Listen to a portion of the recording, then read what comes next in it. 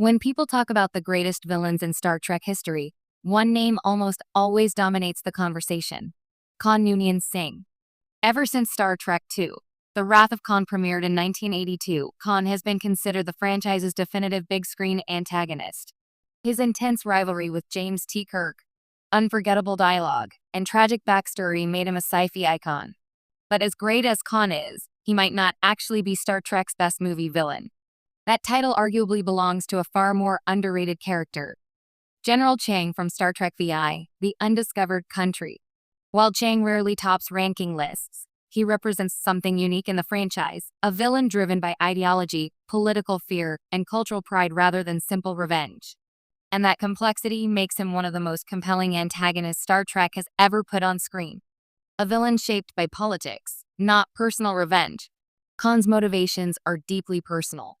In The Wrath of Khan, his entire plan revolves around vengeance against Kirk for abandoning him on a hostile world years earlier.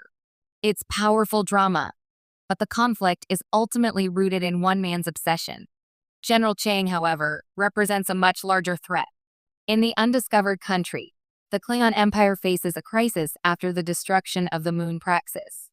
With their economy collapsing, the Klingons are forced to consider peace with the Federation. Chang views this as cultural surrender.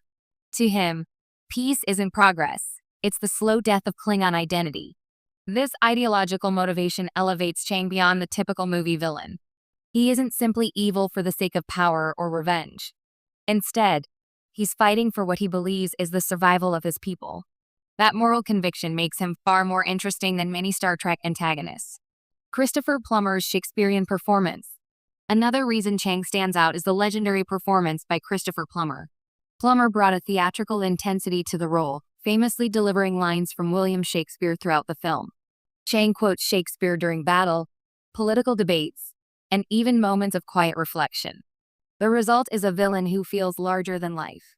When Chang declares, "to be or not to be," while firing torpedoes at the Enterprise, it perfectly captures his personality: a warrior who sees war as both art and destiny. It's a brilliant character choice that sets him apart from other villains in the franchise.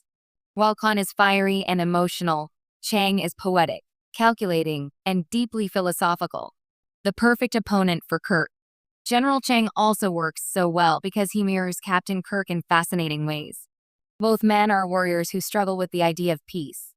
Kirk initially distrusts the Klingons after decades of conflict, especially following the death of his son in Star Trek III, The Search for Spock. Chang feels the same distrust toward the Federation.